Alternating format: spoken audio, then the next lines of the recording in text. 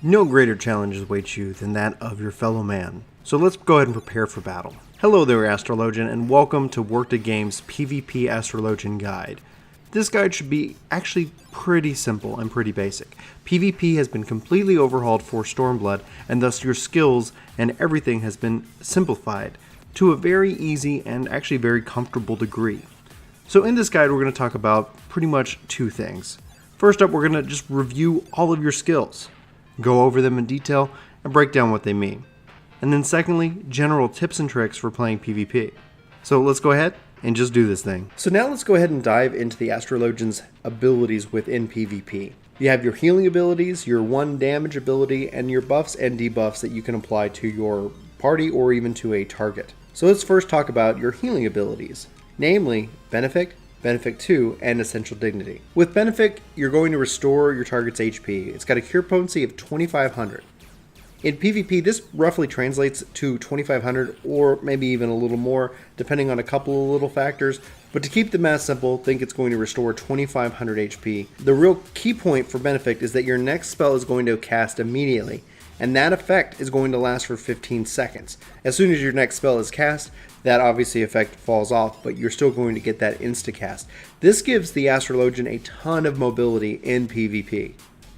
Casting Benefic and even casting it again won't result in that stacking multiple times, but it still allows you to have a lot of movement. Now, this ability costs 250 MP, so it's actually incredibly cheap to cast, so there's no reason why you can't pre-cast this even if no one needs healing, just to have that insta-cast ready to go.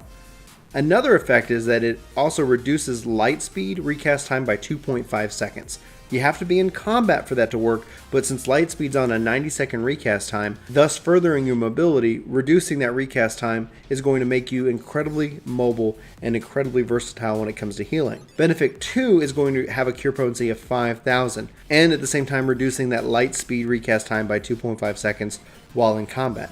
The real key point here though is that this MP cost is at 1000. So you get twice the potency at 4 times the cost of your MP for Benefic 2. Your best bet is to keep everybody topped off with Benefic. You're never going to run out of MP that way, but it's important to note that Benefic 2 is there when you need it. And if you cast Benefic before you cast Benefic 2, that Benefic 2 is an insta-cast ability. You do have one dedicated insta-cast ability, and that is Essential Dignity. This is on a recast time of 10 seconds, and it costs no MP. This is going to be a cure potency of around 2000 HP, and that's very handy. The neat thing is that as your target's HP drops, you have a potency boost of up to 300% or 3 times that rate. So you could essentially almost think of this in the most critical ways as curing 6000 HP worth of damage. However, still casting Benefic and then Benefic 2 will have more cure potency than Essential Dignity at its most enhanced. Now it's time we focus in on our damage spell. We have 1 damage spell and it's Malefic 3. This spell has an MP cost of 500 and 1000 potency. The real kicker here is that it has an additional effect of Bind. This can be a huge game changer in making the Astrologian not just useful but also very annoying. As somebody is trying to get away, you can shut that down. And you can even keep them locked in place for a critical limit break. You don't have much else in the toolkit. Your primary job here as an Astrologian is that of healing, but this ability with the Bind is very useful and effective. Next up, we really kind of have our buffs and debuffs. The first one being light speed. As we saw earlier, Benefic 1 and Benefic 2 further reduced the cooldowns of these abilities, but the other thing that this ability does is it reduces your MP cost in half. So that 1000 MP Benefic 2 is now 500. That can be a huge game changer when saving your MP. Plus, for the next 10 seconds, you're completely mobile. Any and all spells for the next 10 seconds are insta-cast, so you can run and cure.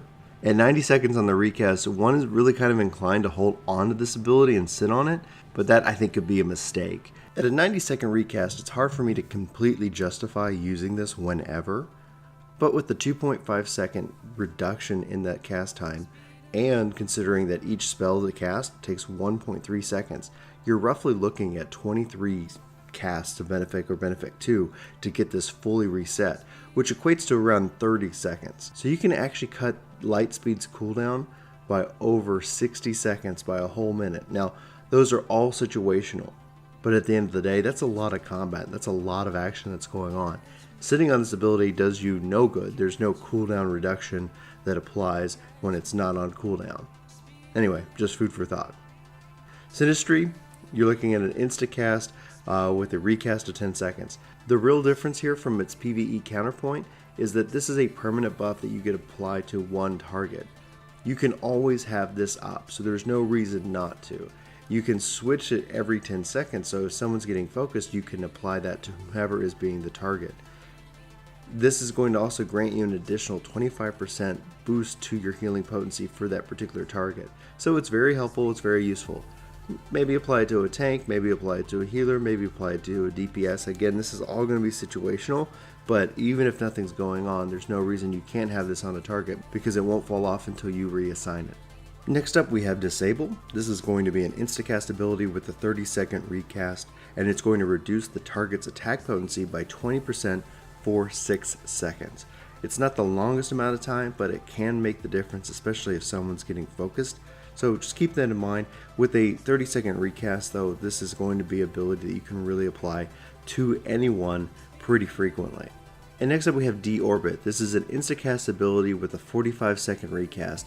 What this really does though is it basically is rescue from PvE. This allows you to draw a target party member to your side. However, if that party member is being stun locked or things like that, it might not work. So this ability is completely situational, and I think it's a fantastic counterpart to that of a Dark Knight, which a Dark Knight's going to draw them in. You can then bring them back out of the fray. It's very handy to have an Astrologian to counteract that of the opposing team, where they can kind of pick everybody off by drawing them in one at a time, and in this case you can actually just rescue them and bring them back to you. The Astrologian theme of draw and cards is still readily present in PvP, but there are some noticeable changes. First, instead of 6 cards, you only have 4. The Bowl, the Spire, the Ur, and the Balance. And these are going to have the same kind of effects that they have in PvE. But just to review, the Bowl is going to reduce damage taken by a party member or self by 10%. The Spire is gradually going to restore TP. The Balance is going to increase damage dealt, and the Ur is going to restore MP. So those are very useful abilities, but they're going to be randomized to the Draw ability. The Draw ability, one of the nice things that it also does is restore 1000 MP to the caster. So this is going to be a way that you can kind of get MP back. So every 30 seconds, you should be able to get 1000 MP restored to you instantly. However, the cooldown will only start once you use the ability. There is really not a lot of reason to sit on these cards. You don't have the ability to hold onto a card. You don't have the ability to Royal Road and burn a card. These are, I draw the card and then I use the card. So you have to think very quickly when it comes down to it. Now that we have a better understanding of the Astrologian's abilities, here are some general tips and tricks that we can take into any PvP encounter with this job. First and foremost, mark your healers, and if possible even mark your tanks. This is going to help visually kind of differentiate where everybody is. This is really important because in PvP combat happens fast and quick, and there's a lot of things going on. Directions can shift. You can find that you're getting flanked or someone's coming in from behind, and so there's a lot of things that can go quickly or go wrong quickly. So being able to heal and keep your party alive is key. This next tip is more of a tip for anybody who's not the healer, and it's don't line of sight your healer. If I cannot see you, I cannot cure you, and it's actually one of the most frustrating things as a healer to watch somebody's life bar go down and I can't even get to them because they're behind a wall. They put themselves between me, a wall, and them. But again, just be very careful not to line of sight your healer. Same thing for the healer. Be careful not to line of sight yourself to that of your own target. It could be very easy to run accidentally behind a wall to see cover, to kind of hide yourself from an opposing enemy, but that can also cut you off from those people who are there to protect you as well. Get used to pre-curing. There is very little disadvantage to it, especially because Benefic will also grant you that insta-cast ability for 15 seconds. And the MP cost is so low that you can easily just always keep an insta-cast cure ready to go. The only time you might want to possibly avoid that is if you are actually running low on MP and you need to make sure that you save it. But the Astrologian does not have any healing over time abilities or any shield abilities in PvP. So unlike its PvE counterpart, you're going to have to do a lot of healing. So much like Astrologian being that of a fortune teller, so must you be in PvP, with hopefully picking the right target to pre-cure.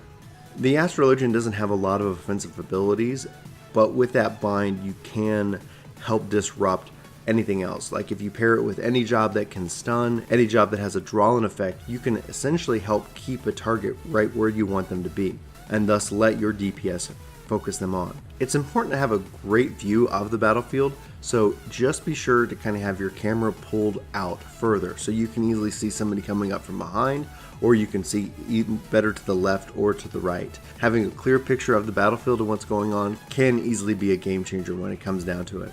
Use your light speed ability, there's no reason you shouldn't. Again, in a perfect situation, you can actually get this recast down to 30 seconds, but that's considering there's going to be a lot of curing going on. Make sure you put Sinistry on a target. Even if they're not being focused, there's no reason you can't set this on a target. As soon as you zone in, pick a buddy, and there you go. You can change this any 10 seconds, so if you pick wrong, it's no big deal. You can easily switch it out. But the fact is that an additional 25% can be a huge game changer when it comes to healing. And be sure to use your cards. There's not a good argument I can make for holding on to them, because really the biggest draw out of the ability is the fact that it restores 1000 MP. This is going to feed you MP. The second tip about it is figure out who is going to get what card before you use it. So just like that fortune teller aspect of PvP, you need to know, if I get this, this is who gets it. If I get, the balance, this is who my target is. If you wait to see what card is drawn, then making the decision, by that point that target could be long gone or they could be out of range. So as an Astrologian in PvP, there's a lot of predictions you have to make. There's a lot going on in PvP, and the changes they've made have really made it worth the effort of getting into. While there might be some changes that I would make to Astrologian regarding PvP, for the most part it is a very formidable healer within that game type. The mobility it brings, coupled with the buffs that it brings, makes it very unique as opposed to the two other healers out there.